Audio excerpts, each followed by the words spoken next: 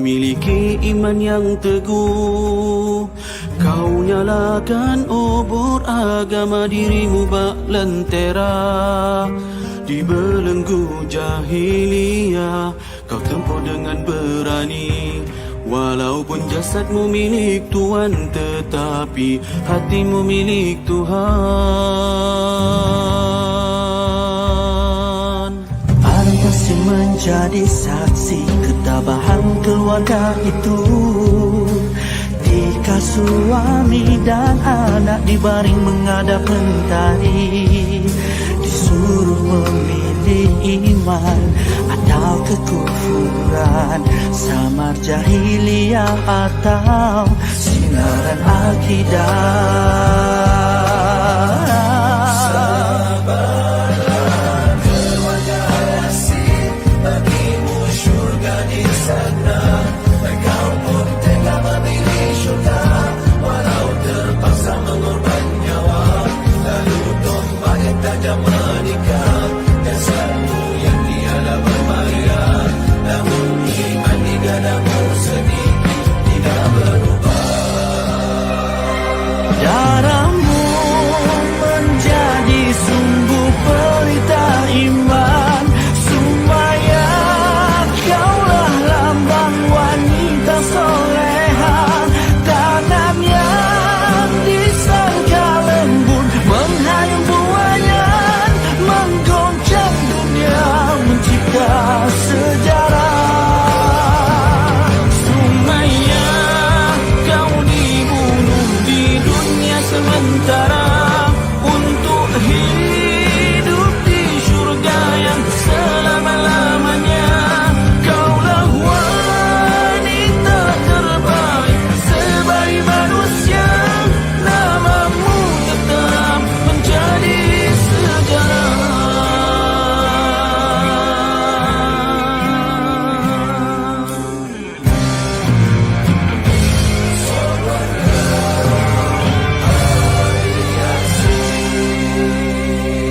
Darahmu menjadi sumbu pelita iman. Sumayyah, kaulah lambang wanita soleha.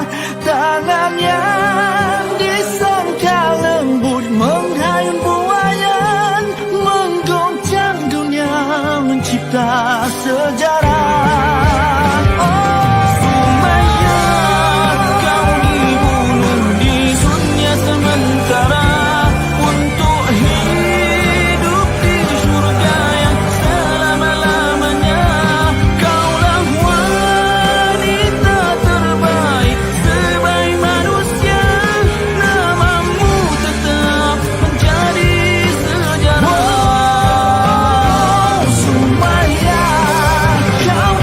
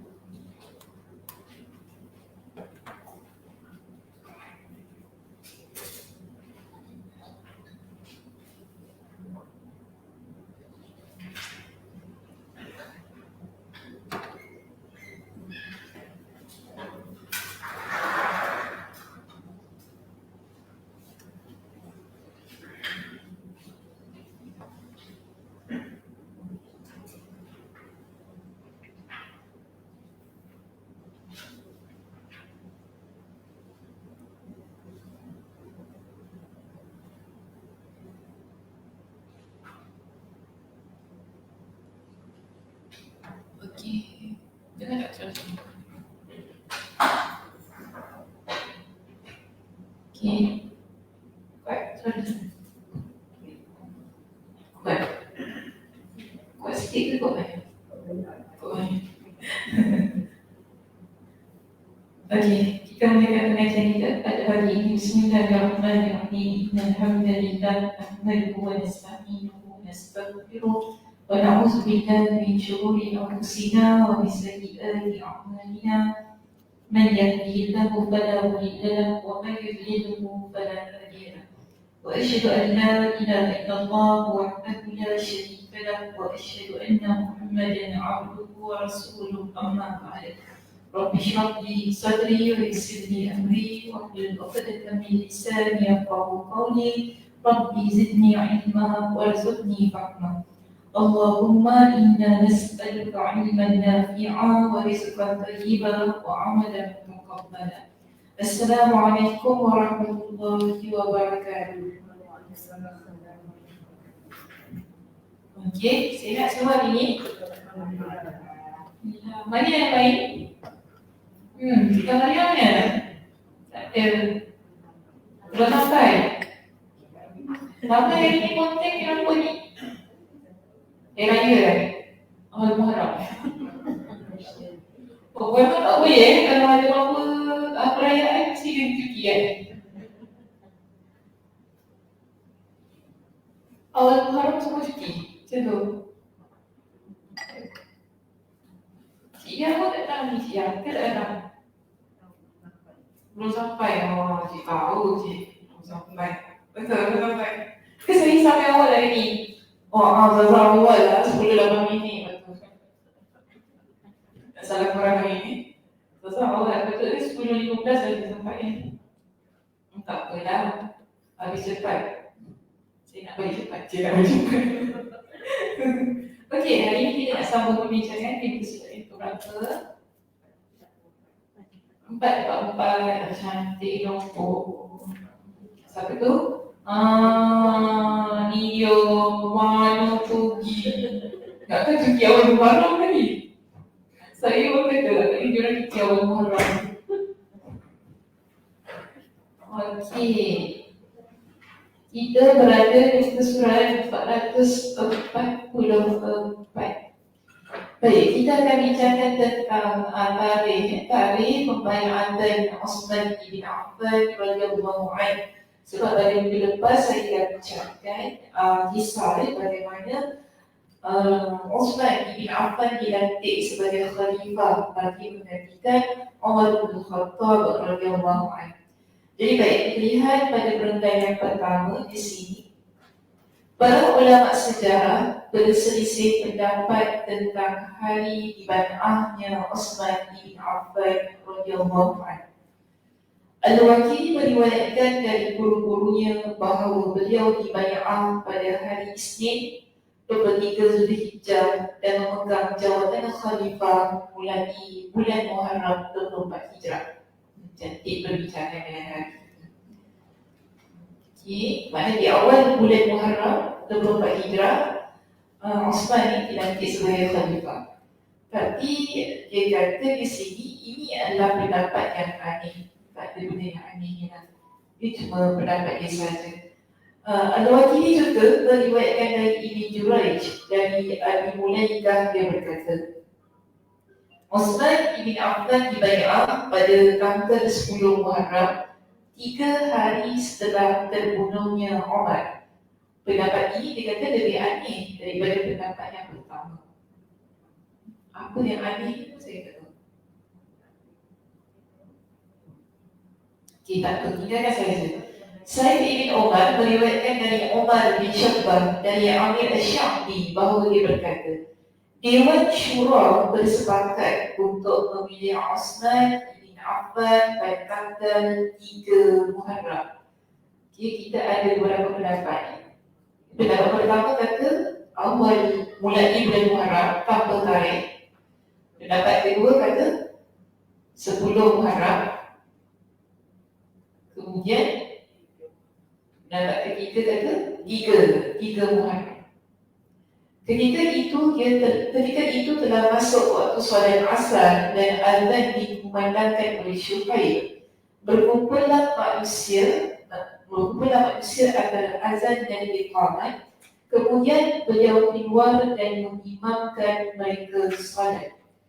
Kemudian beliau menambahkan jatah yang diberikan. Jatah maksudnya apa? Bukan. Yang diberikan negara kepada masyarakat sebanyak 100 dirham. Apa tu? Bagi duit GST. Itu maknanya, okey? Dia bagi duit GST. Dia bagi, dia tambah lagi. Sebanyak 100 dirham saja cakap dia faham macam tu. Dan kerajaan dia bagi duit lah kepada masyarakat sebanyak 100 dirham.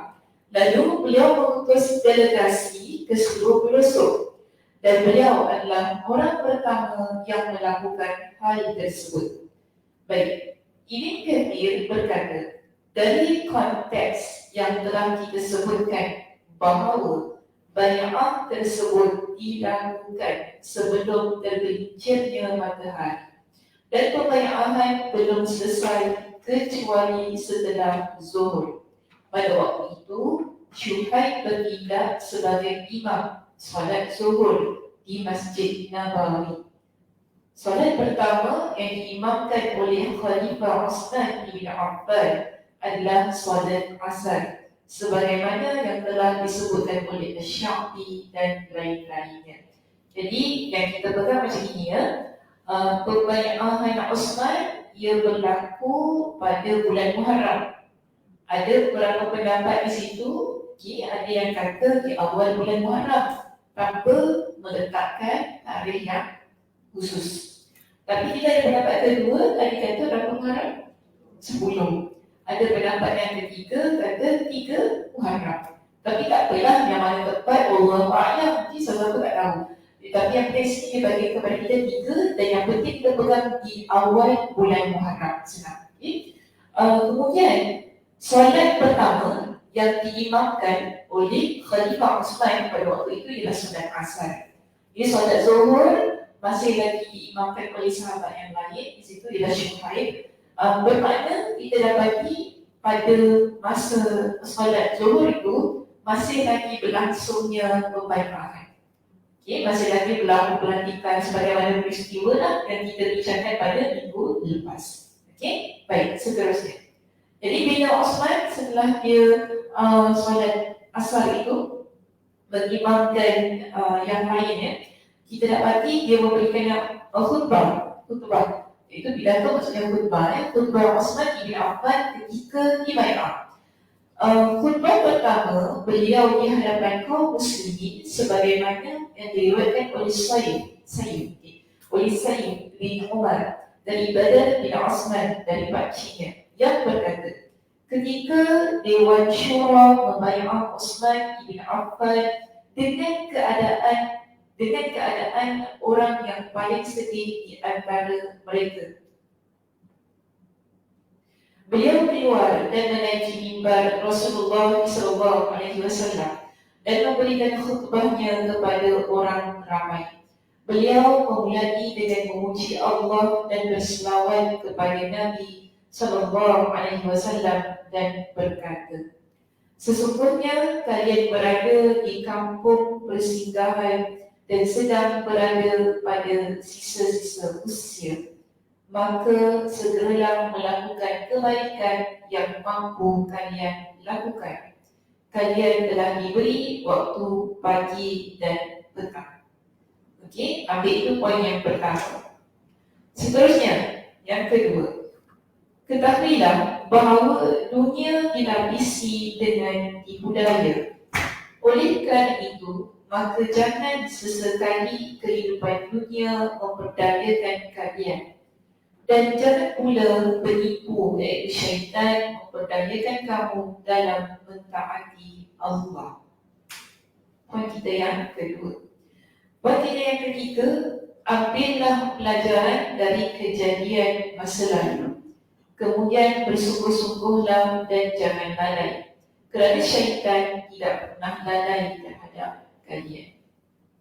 Poin yang keempat, mana anak-anak dunia dan temannya yang terpengaruh dengan dunia akan menghabiskan usianya untuk bersenang-senang. Tidakkah mereka jauhi semua itu? Buanglah dunia sebagaimana Allah membuangnya. Carilah akhirat kerana sesungguhnya Allah telah membuat permisalan atau perumpamaan dengan yang lebih baik, di mana Allah Subhanahu wa taala berfirman, وَاضْرِبْ لَهُمْ مَثَلَ الْحَيَاةِ الدُّنْيَا كَمَاءٍ أَنزَلْنَاهُ مِنَ السَّمَاءِ فَاخْتَلَطَ بِهِ نَبَاتُ الْأَرْضِ فَأَصْبَحَ هَشِيمًا تَذْرُوهُ الرِّيَاحُ وَكَانَ اللَّهُ عَلَى كُلِّ شَيْءٍ مُقْتَدِرًا. الْمَالُ وَالْبَنُونَ زِينَةُ الْحَيَاةِ الدُّنْيا وَالْبَاقِيَاتُ الصَّالِحَاتُ خَيْرٌ عِندَ رَبِّكَ ثَوَابًا وَخَيْرٌ أَمَلًا. Maksudnya, dan berilah perumpamaan kepada mereka yakni manusia bahawa kehidupan dunia ini adalah bagaikan air hujan yang kami turunkan dari langit, maka menjadi subur kerananya tumbuh-tumbuhan di muka bumi. Kemudian tumbuh-tumbuhan itu menjadi kering yang diterbangkan oleh angin. Dan Allah Maha Kuasa atas segala sesuatu.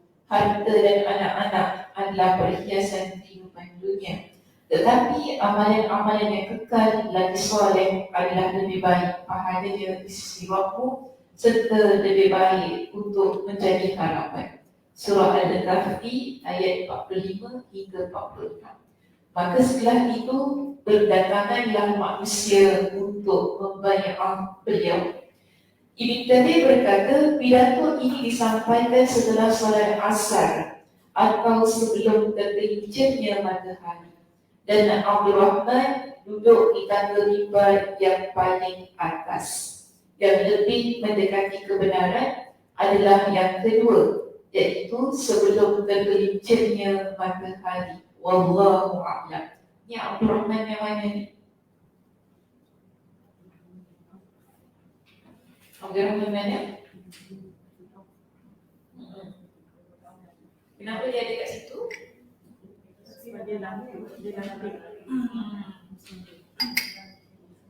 Okey, jadi siapa dia? Abdul Rahman bin Auf. Ketika berkhutbah, Abu Bakar berdiri di bawah anak tangga mimbar yang biasa digunakan Rasulullah SAW untuk berdiri. Ketika Umar menjadi khalifah, beliau berdiri di bawah anak tangga yang biasa dipakai Abu Bakar.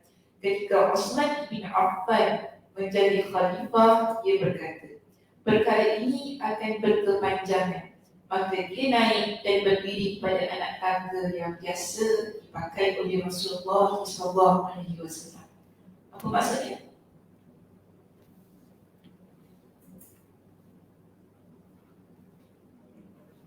Ya tak? Apa maksudnya? Dia ikut saya. Apa maksud perkara?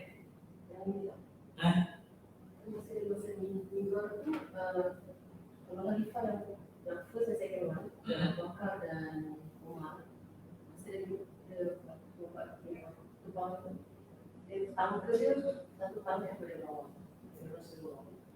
Satu ada tangga bawa.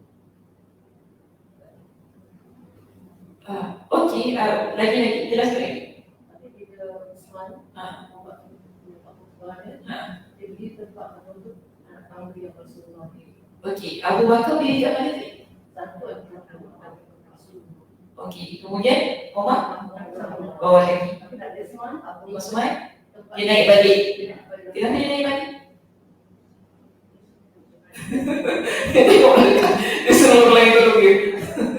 Kenapa dia naik balik? Sekarang dia dah jadi khalifah. Okey, sekarang jadi khalifah. Dia sepatutnya naik balik. Habis Abu Bakar dia kan ni kalau dia mata tak macam gitu ikut kan perkara yang berpanjangan tangga tu aja dia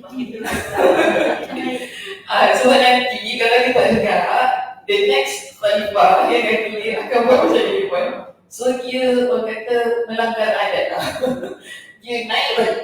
Jadi Jadi lepas tu nanti bila ada yang menggantikan dia tak payahlah nak turun-turun kan macam tu. Nak ke pun tak payah sangat. Kalau dah sampai 24 tahun ni buat macam mana. Kan? So kita lihat yang rumah flat ni. Singapore flat orang paling tinggi 40. Tak sampai 100 saja. Tak ada. Itu kat mana 100?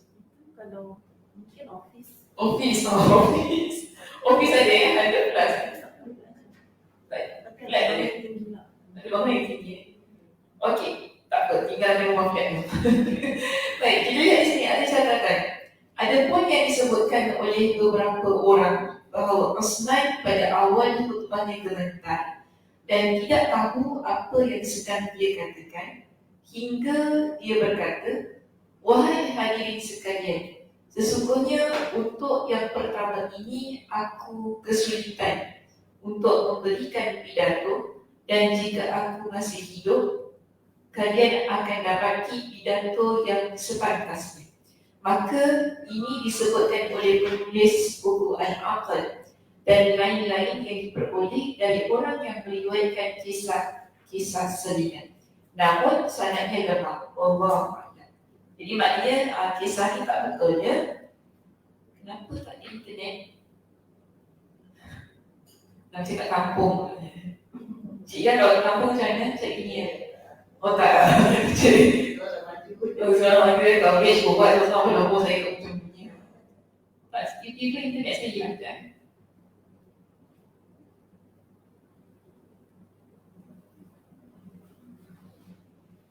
Okey, kisah tadi ialah kisah yang dhaif. Maknanya kisahnya tak betul lah.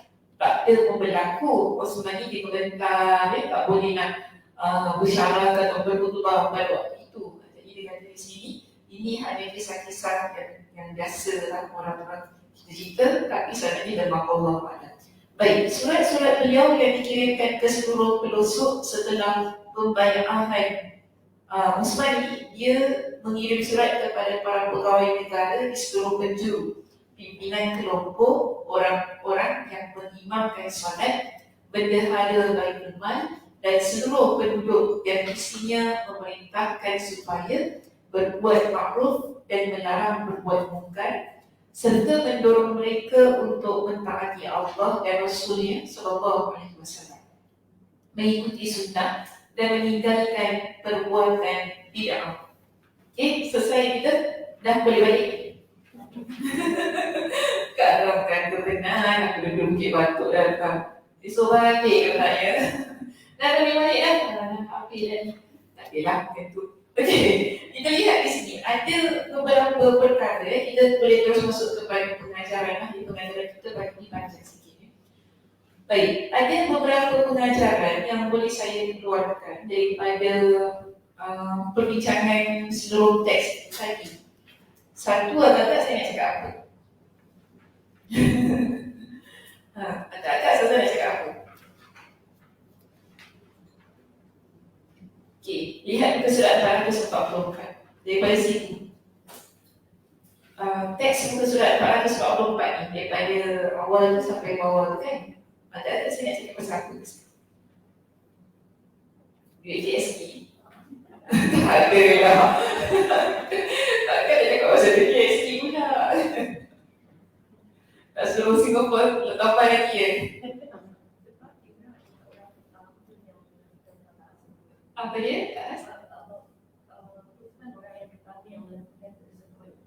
Osman orang yang pertama melakukan hal tersebut, yang bagi duit kepada rakyat yang berbagi. Okey, boleh terima. Ada yang lain selain daripada Osman melakukan yang berikan duit kan, pada memberi jatah langsung berikan wang kepada rakyatnya sebanyak 100 dirham. Okey, ada yang lain daripada surat ini?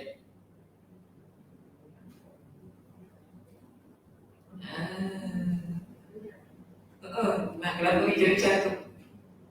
Cik Noh, cakap Cik Noh. Jangan berlebihan juga dunia.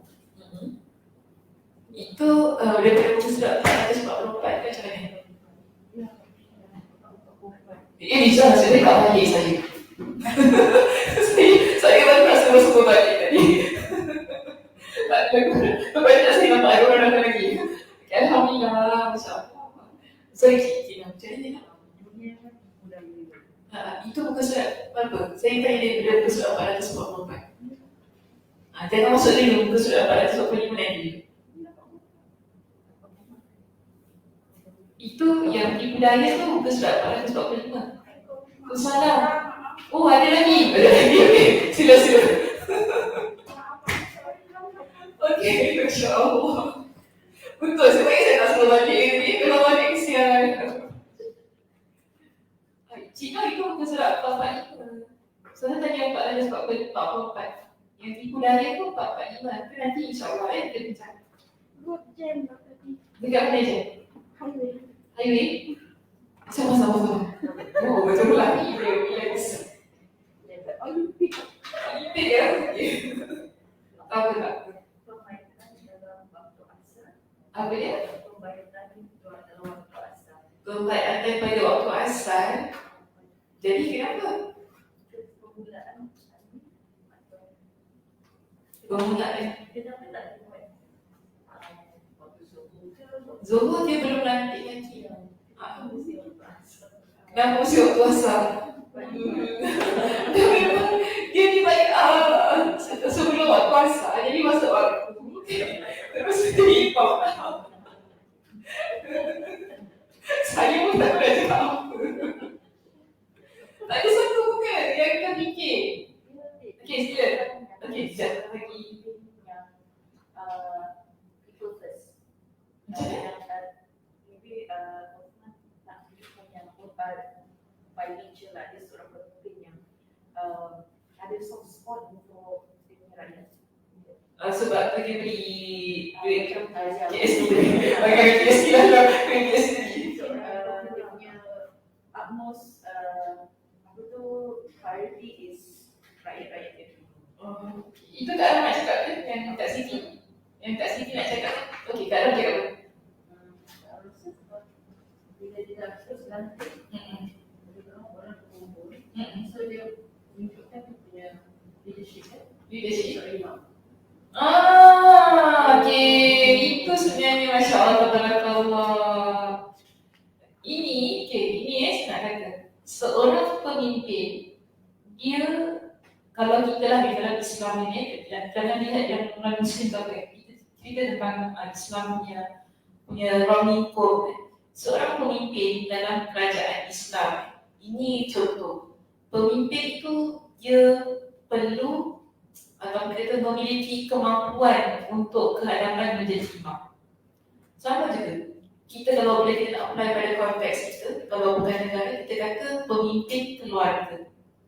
Okay, seorang pemimpin keluarga iaitu suami, seorang lelaki, bila dia bernikah, dia mesti ada kemampuan untuk menjadi imam. Sebab ini contoh daripada para khalifah kita yang sebelumnya.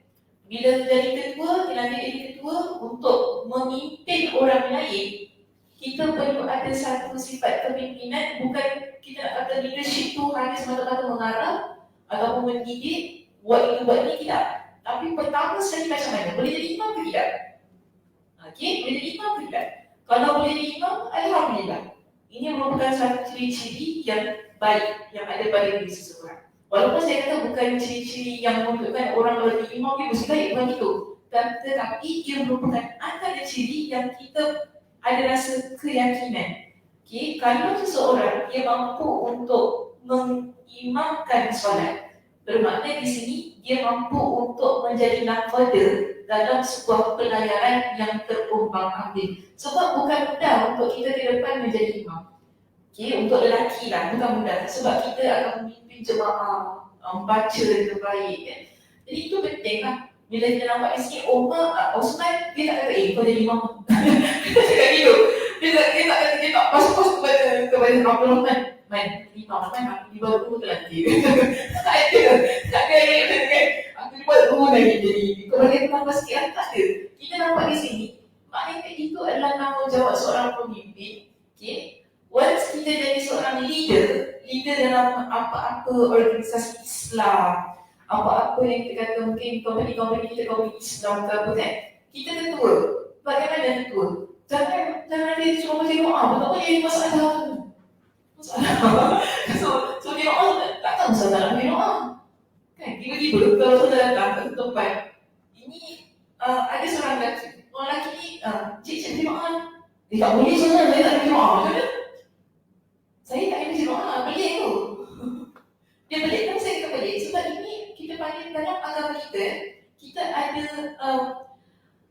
part yang mana dia khusus untuk perempuan, dia khusus untuk lelaki. Bukan kita ada salah, tak salah sebenarnya, tapi dia tak cantik lah. Kan? Contoh kalau kita satu tempat, takkanlah saya jadi imam, dia nak solat belakang saya. Walaupun dia seorang lelaki, dia tak boleh. Tak dia kena solat sendiri lah. Saya solat jemaah untuk muslimah-muslimah je kalau saya dia tak boleh jadi imam kan. Tapi sepatutnya dia nak jadi imam kalau dia seorang-seorang dia lelaki kat situ. Sama juga bab kita baca doa dan sebagainya kan.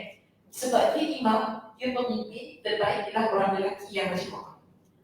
Jadi maknanya di situ kita memberikan sesuatu, meletakkan sesuatu di tempat yang betul. Baru cantik. Okey? Baik, ini poin kita yang pertama. Baik, kita terus melihat muka surat 445. Muka surat 445 di sini. Kita ada khutbah Uthman ibn Affan ketika di Bai'ah. Tadi saya dah bagikan kepada berapa? 4. Okey, pertama. Apa yang pertama tadi? Segera melakukan kebaikan. Setelah itu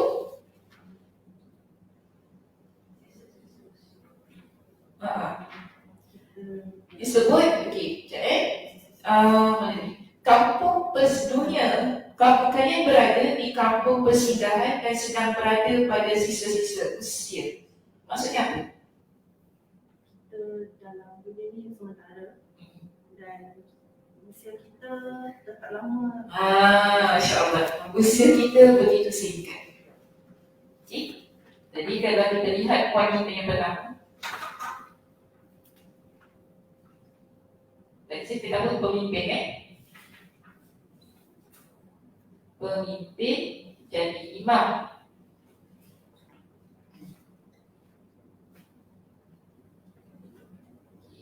Dua, usia begitu singkat.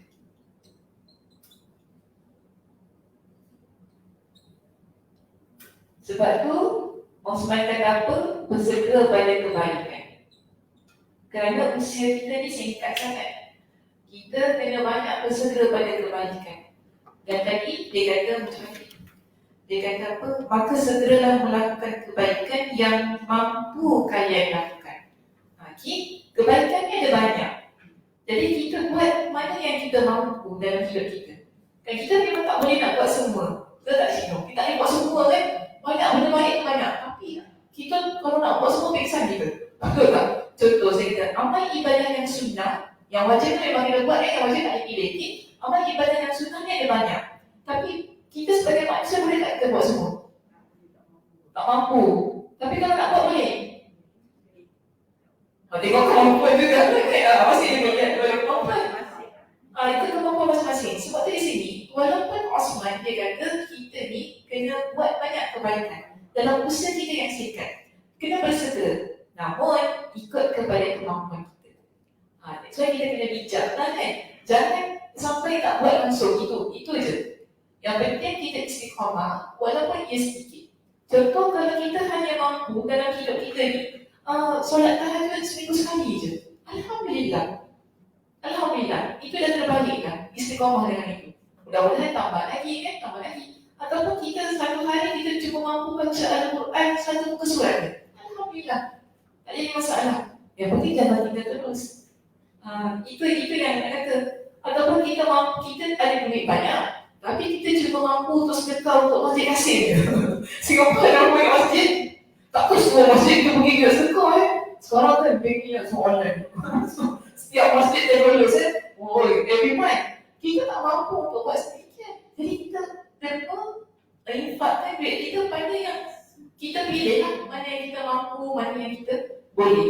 Walaupun kita tak buat tak boleh, kita rasa semua masjid memerlukan. Contoh kan, ada masjid dia nak buat upgrading, ada ni masjid perlukan infak. untuk dana yang ini pula. Kita ini perlu. Kalau kita semua kita sedekah, kita tak mampu. Tapi yang salah ialah kalau kita tak buat langsung. Sebab tu kita buat mana yang kita mampu. Kerana kita rasa usia kita amat singkat. Nabi SAW ingatkan kepada kita, umat baginda SAW dia ada peringkat usia yang tertentu. Dia kata A'mar ummati ma baina 60 ila 70. Usia umat Nabi SAW dia antara 60 hingga 70. Itu je. Kemudian Nabi kata apa? Kalau wa'aqalluhum man yajuzu zalik. Siapa yang lebih daripada itu dia memang sedikit. Dia takkan kalau 60 lebih tu orang kata ada tu ada tapi tak ramai. Kalau 60 lebih kita ada 70 lah, masuk 70 tu kan dia agak kurang 70. Kalau masuk 80, 90, 100 agak kurang. Jadi usia umat Nabi ni Nabi dah ingatkan kepada kita nak kena secepat-cepatlah bersegera kan. Kita pun tak tahu bila Allah Subhanahu Wa Taala akan jemput kita. 60 sampai 70 ni 60 tahun sampai 70-an tahun ni adalah usia yang mana kita kena lagi banyak beramal soleh. Kalau kita dah sampai kan? Cina berapa dia? Oh, serius. Cina berapa Cina? Lebih kurang kan? Segala cakap ke Cina? Dia cakap tepat tau. Cina lebih kurang kan? Cina Salima lebih kurang? Lebih? Oh, lebih lagi. Mana saya Salima? 70 macam apa? Kau ni cakap memang. Kau tak saya Cina Salima Masya Allah. Apa dia nak dekat kau mak saya juga ya? Mak saya 70 dekat bayi mak saya juga kan 70 kan. Keselau kan? InsyaAllah baca usianya panjang umurnya. InsyaAllah panjang umurnya ya. Tak, dia panjang umur tu bukan masalah. Masalahnya kita amal tidak. Itu je. Masalahnya kita jadi seorang muslimah yang beramal soleh atau tidak. Itu yang penting yang tadi Osman dia ingatkan kepada kita. Usia kita yang singkat ini, dia adalah satu usia yang mana kita sebagai umat Nabi SAW perlu banyak melakukan kebaikan, mengikut kepada kemampuan kita. Dan tadi pun dia kata pagi dan petang. Maknanya kita buat kebaikan 24 hours tau. Dia bukan pagi bila saya buat pergi kuliah. Pagi pergi kuliah, tukang selesai ni cokok, lepas tu petang dah tak payah. Betul kita dah buat maksiat tu kan, tak itu. Tapi Osman ingatkan kita ada pagi dan petang. Maknanya dalam keadaan kita yang tak mampu mana ini, kita boleh pilih amalan-amalan yang kita mampu untuk lakukan.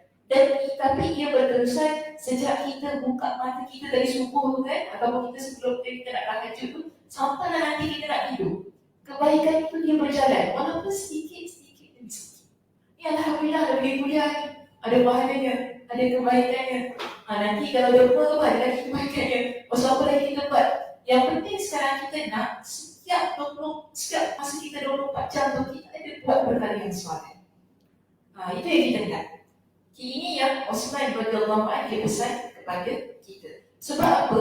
Ada lagi sebuah hadis Nabi SAW yang ingin saya bawa sebagai peringatan kita bersama lah, untuk saya juga. Nabi SAW ingatkan kepada kita bahawa kenapa kita ni sebagai manusia kita kena banyak buat perkara-perkara yang baik. Sebab setiap sesuatu yang kita lakukan di atas muka bumi ini, Allah Subhanahu Wa Taala akan tanya di akhirat. Mungkin biasa dengar saya baca sebuah hadis yang Nabi kata apa? Kaki anak Adam di hari kiamat ini tidak akan berganjang. Sehingga Allah Subhanahu Wa Taala tanyakan kepada kita dengan 5 perkara. Siapa ingat 5 perkara? Bukan 5 perkara sebelum 2 perkara ya? Bukan. Itu hadis lain. Ingat 5 perkara. Itulah yang lain. So ini Nabi kata sebelum kaki kita ni boleh berganjak ke mana-mana. Ini maknanya Allah hisab kita, ya, Allah hitung kita. Antara soalan yang akan Allah tanya ataupun Allah minta kita bertanggungjawab, dia ada 5. Tak nak ingat? Bagaimana kita belanjakan harta? Bagaimana kita belanjakan harta? Okey. Tapi yang mula-mula tak ingat? Usia. Betul, usia. Pasal usia. Usia mana untuk apa kita habiskan usia kita. Okey, pertama betul. Pertama, Nabi kata kita akan hatta yus'ala an umrihi fima afna. Kita ni akan ditanya pertama tentang umur kita, kita habiskan untuk apa. Okey, jadi maknanya itu berkaitan dengan usia. Di sepanjang hidup kita ni, apa yang kita buat, ni nak kena banyak muhasabah. Okay? Okay, Cia, 66 lebih kan? 63 tahun Cia buat apa?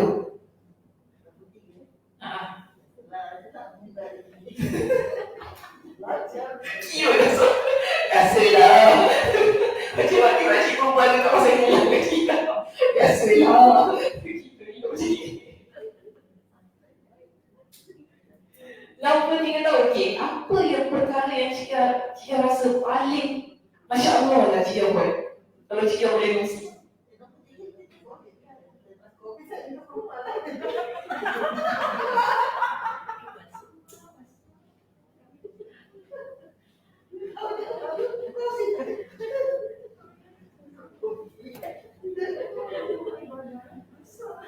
Keluar ke? Apa Cia? Komong lah Cia. Belajar online. Oh itu paling terbaik Cia. Usia dah boleh tahu Cia kata belajar online tu paling terbaik. Okey, alhamdulillah Cia. Okay, alhamdulillah. Ada something at least Cia tahu. Okay, mari situ Cia dia tahu apa benda terbaik aku buat dalam usia aku ni. Dia tahu. Kita jangan jadi orang tak tahu apa buat dalam hidup kita.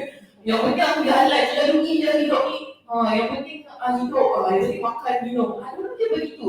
Dia tak kisah dia buat apa. Dia dalam hidup dia tak nak mencari ataupun dia tak nak usaha tentang kebaikan-kebaikan dalam hidup dia. Dia main jalan je. Jalan terus. Saya kata, hashtag jalan terus. Main jalan je. Dalam hidup dia ni, tak kisahlah yang penting aku hidup, makan, tidur, bangun lagi kan. Kita hidup dalam begitu. Orang yang beriman, kita hidup secara naflah. Setiap hari kita bangun, apa kita nak buat? Ataupun dalam setahun ni apa kita nak buat? Dia macam azab tahun baru lah, dia buat. Seorang orang kan, tak apalah boleh lantar masuk sekali. So apa azab kita? Maksudnya kita ni, sekarang ni, bila setiap kali kita hidup, Allah Subhanahu Wa Taala panjangkan usia kita. Apa niat kita untuk usia kita pada waktu itu? Okay, ini mesti ada dalam setiap diri orang yang beriman kepada Allah. Maka kita akan buat sesuatu yang lebih baik, contohnya untuk dunia dan akhirat kita terutamanya. Kita mungkin kita nak lebihkan lagi ibadat kita. Mungkin kita rasa mungkin usia kita, masa kita umur 39 hari itu kita tak banyak sangat puasa, tapi masuk 40 ni saya nak banyak puasa. Jadi macam tu keadaannya. Dan kita mesti ada orang kata evaluation je. Kita evaluate lah diri kita kan, macam muhasabah diri kita. Apa yang mesti kita buat? Sebab pertama itu Allah akan hitung, Allah tanya, Sakinah buat apa usia? Dengan usia. Jadi kita ada jawapan yang terbaik untuk kita berikan kepada Allah Subhanahu Wa Taala. Kemudian yang kedua, Nabi sebutkan antara perkara yang akan ditanya kepada kita di hari kiamat adalah wa'ala ilmi, tentang ilmunya. Okey, ilmunya fima fa'ala. Kita ada ilmu, kita buat apa dengan ilmu kita? Kat Syah, buat apa kat Syah? Hari-hari pergi kuliah. Share dengan anak-anak. Dengan kawan. Maknanya kita ada something kita buat dengan apa yang kita belajar. Kita bukan catat-catat, lepas tu kita balik dan tutup bukan begitu. Maknanya ada sesuatu mungkin kita amalkan, kita share dengan kawan-kawan apa yang kita belajar. Yes, amalkan penting. Yes, semampu kita. Macam tadi pun Usman kata, kita buat semampu kita. Yang penting kita buat. Kemudian yang ketiga, Nabi kata wa'an malihi, ini yang tadi Kak Nur sebut wa'an malihi min an naktasabahu wa fima anfaqahu. Ini masuk nombor 3 dan nombor 4. Tentang hartanya, daripada mana dia dapat harta. Setiap sen yang masuk dalam akaun bank kita ataupun yang kita peroleh, Allah tanya dapat daripada mana duit-duit ni semua. Okay, harta benda kita contohnya, kita dapat daripada mana? Adakah dia daripada sumber yang halal atau dia daripada sumber yang haram? Dapat daripada mana? Hasil rasuah ke? Ataupun riba ke apa? Mana dapat semua? Ya, Allah Subhanahu Wa Taala akan tanya. Kemudian setelah itu bukan sahaja Allah tanya kita dapat daripada mana, tapi ke mana bila kita belanjakan harta tersebut. Ini juga kan disoal oleh Allah Subhanahu Wa Taala.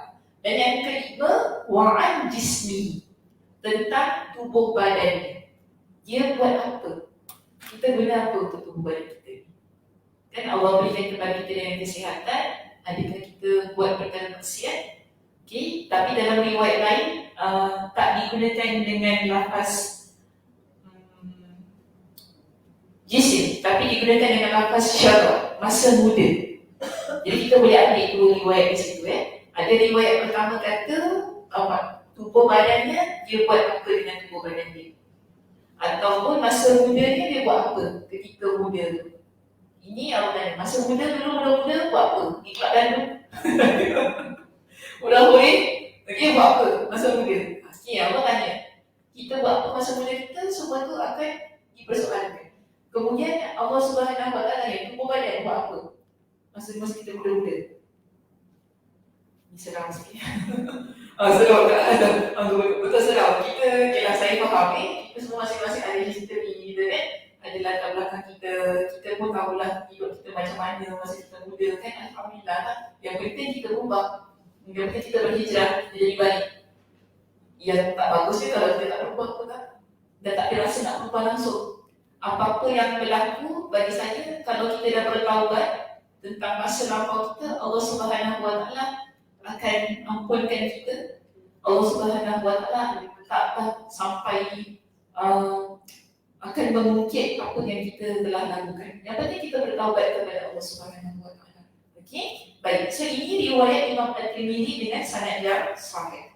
Baik, ada dua hadis ya tadi saya berikan berkenaan dengan usia kita yang singkat. Pada poin kita yang pertama dalam khutbah Utsman bin Affan. Baik, poin yang kedua dalam khutbah Utsman bin Affan apa? Ini tadi yang Cino sebut tadi. Dunia tipu daya. Apa tadi Cino sebut tadi? Dunia tipu daya syaitan. Kenapa Cino? Kenapa? Macam malas dia tipu daya syaitan. Dunia ni adalah tempat yang menipu daya. Dunia ni semua kita nampak indah kan? Betul tak? Kita nampak ni semua best, ini seronok, ini bahagia kan, ini kita nak itu, kita nak ni. Itu semua benda yang kita nakkan kat dunia. Tapi ini semua hal yang menipu daya. Semua nak, tak ada benda yang kita tak nak. Apa yang tak nak? Semua mana nak, dah ada pun tak lagi. Dah ada pun tak lagi. Tengok baju ni cantik, tengok bolu cantik juga kan. Beli bolu. Semua nak. Kita macam tu kan, kita semua benda nak. Orang tak mau banyak baju pun. Itu aku lah. Kita kan, baru tak mau. Mak saya kata, baju pun nak buat apa, nanti kakak nak buat baju pun. Kau ni rumah, mesti mak aku beli. Ada dia nak beli. Betul lah. Tapi kadang ada baju saya pakai sekali je. Betul, kadang baju saya pakai sekali je. Sebab kita, kadang-kadang kita pakai tak selesa tu. Kan nak pernah tak beli baju, kita pakai sekali tak selesa lah baju. Kita tak pakai lagi. Masa terakhir tu cantik. Terakhir tu sekejap je kakak. Bila dah pakai satu hari, apa rasa? Kan, ada macam awak tak sedap pakai baju ni. Kita rasa tak selesa dan sebagainya kan. Design kita macam bila sebelum masa terakhir tu cantik, tapi dah pakai macam tak seronok kalau pakai design ni. Dia kan macam tu saya macam tu. Dia macam tak pakai simpan. Tapi biasa saya bagi tahu kawan saya. Dia beritahu saya, kau pergi bilik aku nak buka mari kau nak bagi tahu kau ambil. Ya betul kau ambil dan ambil macam tu. Saya macam tu. Siapa-siapa nak bagi saya boleh datang ambil. Tak kisah apa nanti dia bagi. Macam tu. Tapi yang penting kat sini kita lihat. Dunia ini dia tempat yang indah Allah Subhanahu Wa Taala ciptakan. Seindah-indahnya. Sehingga Nabi kata apa? Seindah-indah perhiasan adalah wanita yang soleh. Maknanya Antara yang terindah Allah ciptakan di dunia ini adalah wanita yang salihah. Okey, wanita semua cantik. Saya tak ada mengatakan bahawa ini cantik, yang tak cantik, tak ada. Allah Subhanahu Wa Taala ciptakan kita orang perempuan semua dalam keadaan yang cantik dan masya-Allah rahmatullah. Cuma bagaimana kita nak menjaga keindahan itu dengan sebaik-baiknya sebagai amanah Allah yang nanti akan dipersoalkan oleh Allah Subhanahu Wa Taala. Itu tugas kita, tugas masing-masing. Sebab badan kita, diri kita yang jaga.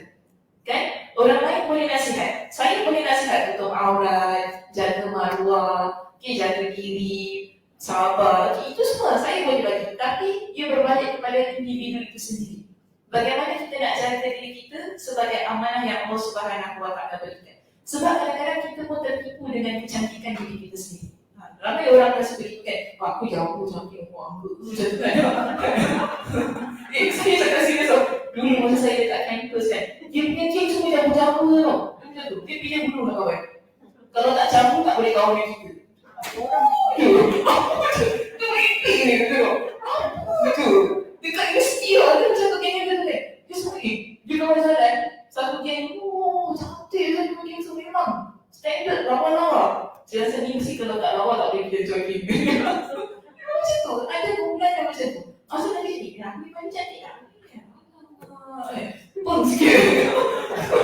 Tak macam pelik saja. Ada juga orang mentality yang macam ni, tapi ada. Memang wujud manusia yang begitu. Kita tertipu dengan kecantikan kita. Kenapa saya kata tertipu? Sebab dia tak kekal pada diri kita. Sampai kita rasa sombong dengan apa yang kita ada tu tadi. Dengan kecantikan yang Allah Subhanahu Wa Taala berikan. Kita tertipu sehingga kita lalai dan kita memandang orang lain dengan pandangan yang tak sama, tak standard lah. You not my level. Tak sama dengan kita ni. Apa ni? Kita jamu kawan dengan jamu lah. Kalau biasa-biasa kawan dengan biasa-biasa. Kau mau tengok aku punya jamu. Alah ni semua jamu pakai make up je. Yang betul lah tipu orang perempuan ni kan. Kadang saya, kita kan sekarang ada macam real tu kan. Maksudnya kadang ada, bila kita scroll dia dekat IG tu kan, ada tutorial makeup tu. Dan saya tekan kan, saya tengok, dia tak cantik kan, bila dia pakai makeup, Masya Allah, tabarakallah. Cantik, gila macam. Terpekun, tak kenal siapa. Itu dia hapus makeup dia, manjat suami dia. Betul, suami dia terperanjat. Kenapa bini aku tak cantik ni? Masa kahwin pun cantik. Malam pertama tak cantik. Yang pernah ada kes dekat Arab kan, yang suami dia minta cerai sebab dia tak cantik. Itu maknanya dia menipu tau. Kita ni, macam ni saya kata, kita tertipu. Kita nampak semua orang beli inai, kita pun nak beli bagai inai. Ini trend sekarang kan, nak terik-terik sana terik sini. Baik-baik kuku tu lawa jadi tak lawa.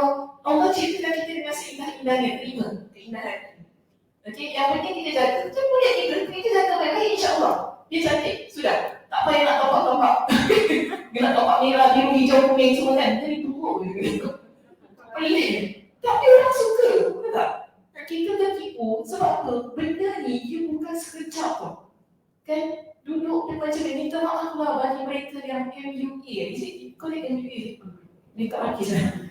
Bukan mudah benda tu, yes. Memang bayar mahal. Tapi lepas tu hapus dah. Sekali gitu je.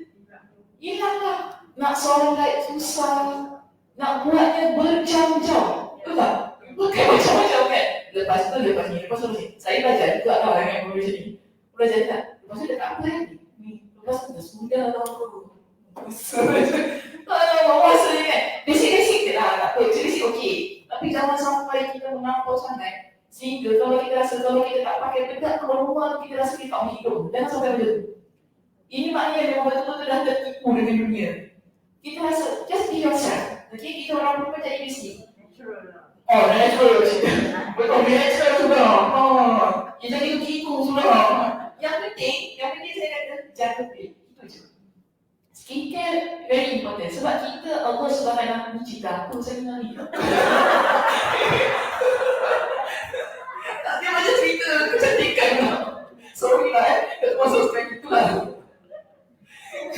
Sorry. Ya, dia skincare. Tak ada yang penting kita jaga kulit lah kan. Kulit kita kalau cantik insya-Allah. Sebab kulit ni amanah yang Allah Subhanahu Wa Taala berikan. Jangan biarkan macam itu saja lah kan.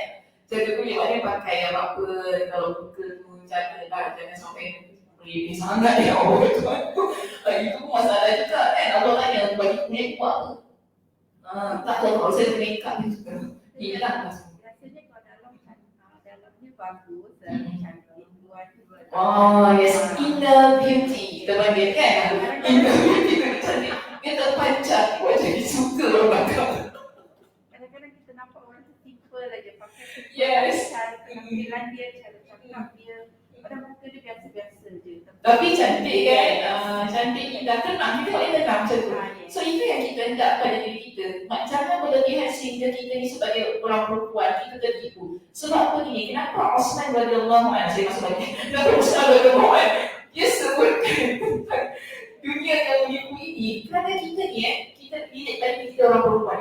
Kalau kita dah terlampau sangat tertipu dengan dunia, kita akan menuntut kepada kehendak kita yang tak berkesudahan. Semua benda kita enggak, kadang-kadang kita tak mampu untuk dapatkan benda tu. Tapi sebab kita ni tak puas, kita nak. Dan syaitan, sebab tadi kata, syaitan adalah penipu daya. Dia yang memainkan peranan untuk kita ni supaya kita terjebak kepada dunia yang menipu daya itu tadi. Syaitan ni kalau tengok kita dah lalai dengan dunia, kita ikut sana ni, orang pakai tu kita pakai, orang buat tu kita buat, dia akan terus mendorong kita agar kita akan lalai daripada ketaatan kepada Allah Subhanahu Wa Taala. Kerana awal tadi Usman kata, hidup kita ni singkat. Kita perlu banyak buat kebaikan kan, kan? Bila kita perlu banyak buat kebaikan, bayangkan kalau kita lalai dengan dunia kita. Kita lalai dengan kita sibuk dengan hal-hal yang sia-sia tu tadi. Sebab kita nak buat benda-benda yang tak ni. Kita dah tak ada rasa nak buat benda-benda lain. Sebab kita dah sibuk dengan hal-hal yang lain. Jadi syaitan bila dia tengok kita ni, oh dia dah lalai dah. Senang lagi, dia akan terus dorong-dorong. Kita cuma buat je. Okey, baik. Seterusnya kita lihat pada poin kita yang ke berapa tadi? Tadi yang berapa kita je saya cakap apa? Masa make up lah benda tu. Doktor skincare course sebenarnya. Apa tadi kat sini? Kita cakap dunia dunia tipu ke apa tadi? Dunia tempat tipu daya.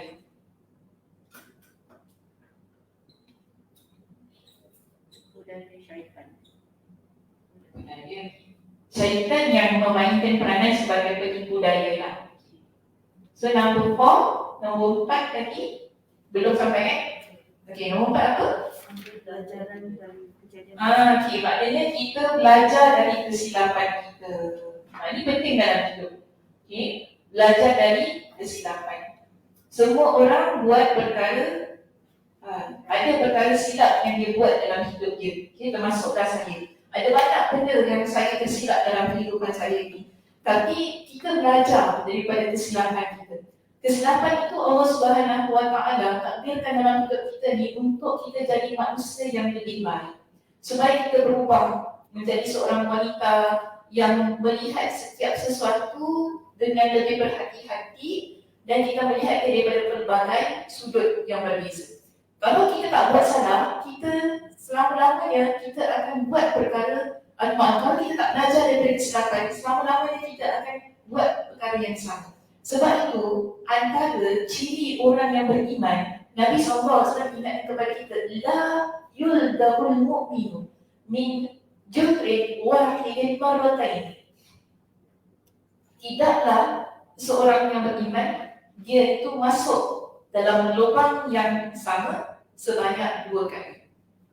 Ini ciri orang yang beriman. Kita beriman kepada Allah Subhanahu Wa Taala sebab itu kita belajar daripada kesilapan. Kalau kita tahu tempat itu yang dulu kita masuk buat kita melakukan kemaksiatan, kita jangan masuk lagi untuk kali yang kedua. Itu maknanya kita belajar. Okey? Jadi di sini Nabi SAW ingatkan kepada kita tadi, manusia, orang yang beriman kepada Allah Subhanahu Wa Taala, dia sentiasa belajar daripada kesilapan dia. Dan dia taklah kata jadi orang yang mana menolak takdir, bukan begitu. Tetapi di sini bermakna dia menjadi orang yang sentiasa nak memperbaiki dirinya ke arah kebaikan. Yang mana Allah Subhanahu Wa Taala takdirkan kepada dalam kehidupan dia. Masya Allah. Ini yang Nabi SAW ingatkan kepada kita banyak kali sampai dengan kata betul. Kita ni manusia memang takkan terlepas daripada buat benda-benda yang silap. Ada je perkara yang mana kita tak boleh amal dalam hidup ni kan. Kita teripu, kita terini, okey, fine. Tapi apa yang perlu kita buat? Terus istighfar, bertaubat kepada Allah Subhanahu Wa Taala. Ini yang Osman ingatkan kepada kita. Dia kata orang maka di situ bila kita ni belajar dari kejadian masa lalu, bersungguh-sungguhlah dan jangan lalai. Maknanya kita dah belajar tadi kan, kita kena terus bersungguh-sungguh ubah hidup kita menjadi seorang muslimah yang salihah, muslimah yang baik, kan? Tinggalkan masa silam kita, perbuatan-perbuatan yang mungkin boleh menyebabkan kita ni terjebak dalam dosa yang berulang kali. Kemudian di situ dia kata jangan lalai kerana syaitan tidak pernah lalai terhadap kalian. Ni dia punya kita panggil job scope-nya yang paling hebat ni syaitan ni. Dia bila dia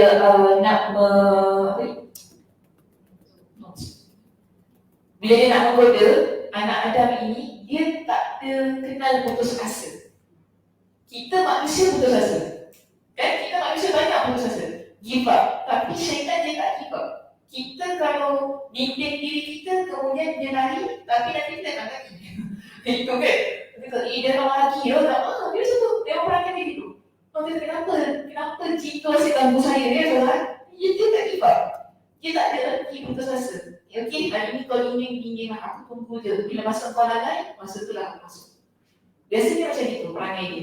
Dia akan duduk, macam dah nampak ya. Duduk kat sini, dia duduk kat spot dekat satu spot ni kan. Dia tengok je tau. Dia tengok je kita. Itu perangai dia. Dia tengok bila sisa kita. Bila kita dah lalai, baru dah dekat. Baru dah cantik. Baru dah dekat ibu je ni. Kita mau dia sampai sebab apa? Kadang-kadang cuba kita fikir apa kalau kita cakap pasal orang muka main syok je. Kan? Kalau kita tak sedar tau.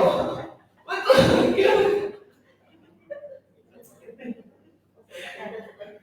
Setan sebab kita. Kita tak nampak. Cuma kalau kita nampak. Kita kalau nampak setan, ya Allah. Tak berani kita.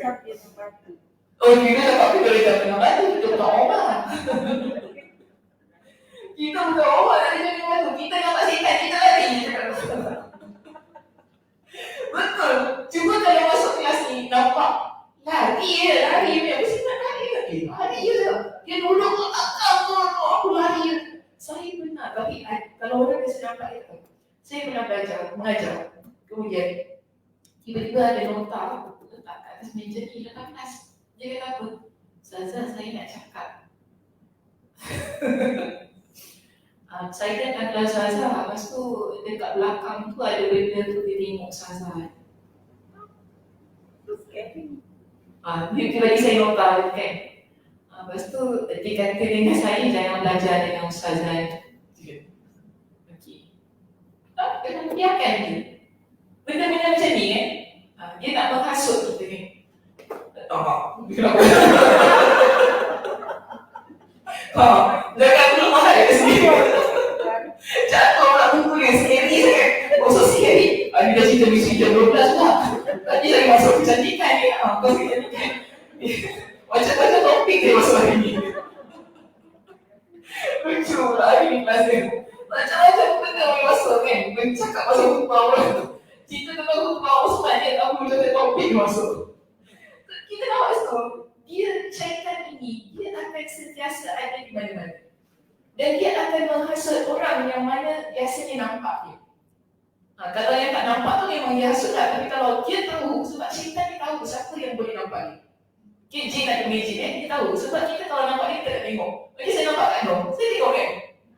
Kita kalau nampak benda tu, tengok, siapa ini? So, itu yang buat dia sedap, dia boleh nampak aku punya. Macam tu. So, kita, kalau kita boleh nampak, jangan tengok. Buat benda tu. Jangan hiraukan dia. Jangan sejak tengok. Tengok kan. Nampak sangat kan? Kita boleh nampak dia sama tak?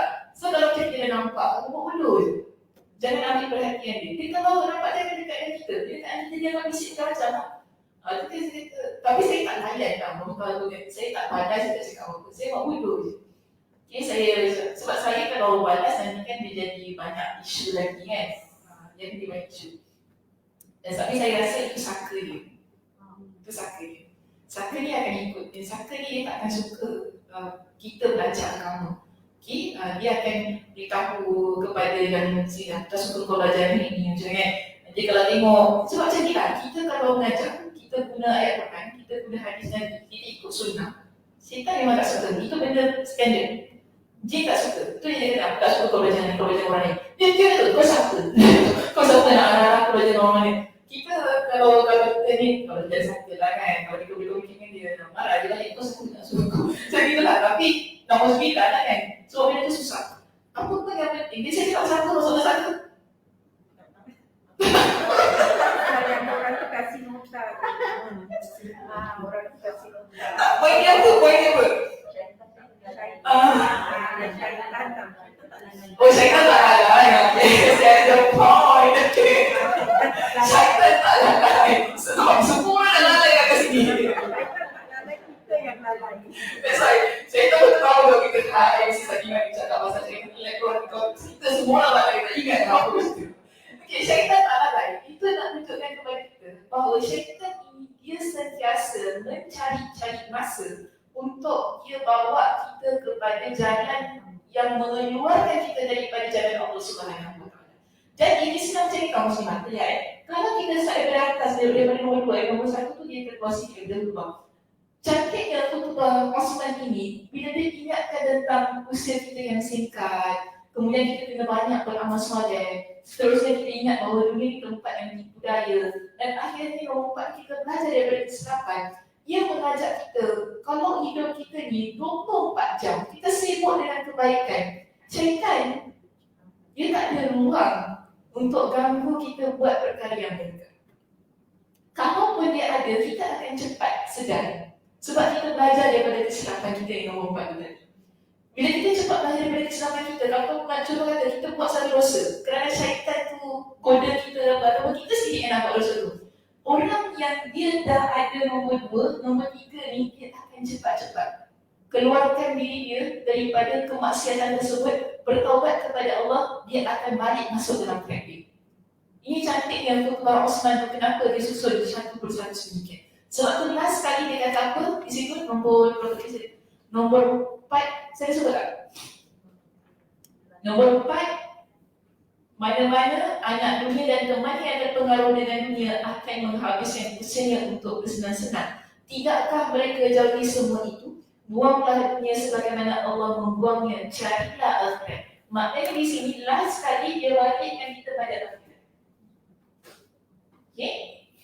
Kejar akhirat. Bila kita dah tahu bahawa usia kita singkat, kita perlu banyak buat perkara yang baik, dunia ni tempat yang budaya, dan kita kalau buat maksiat dan sebagainya, kita perlu belajar daripada kesilapan kita. Kerana kita juga faham hidup kita ini adalah tujuan yang mengejar akhirat. Itu last kali. Jadi Umar dia bawa, Usman dia bawakan kepada kita dengan ayat Al-Quran kan dekat situ, surah Al-Kahfi ayat 45 hingga 46. Nak ceritakan kepada kita yang daripada awal khutbah sampai akhir khutbah, dia nak sebutkan tentang dunia yang sementara, yang Allah Subhanahu Wa Taala berikan perumpamaannya sebagaimana Allah kata, kama in anzalnahu minas sama. Dunia ini seperti kehidupan dunia ini seperti air yang diturunkan daripada langit. Fatalata bihi nabatul ardi. Kemudian ianya bercampur ataupun ianya menyirami tumbuh-tumbuhan di muka bumi ini, wa asbaha hashiman tadruhu riyah, sehingga dia menjadi tumbuh-tumbuhan yang subur. Tapi kemudian dia kering, lalu dia berterbangan oleh angin. Maknanya dunia ni dia cantik. Awalnya dia cantik kan?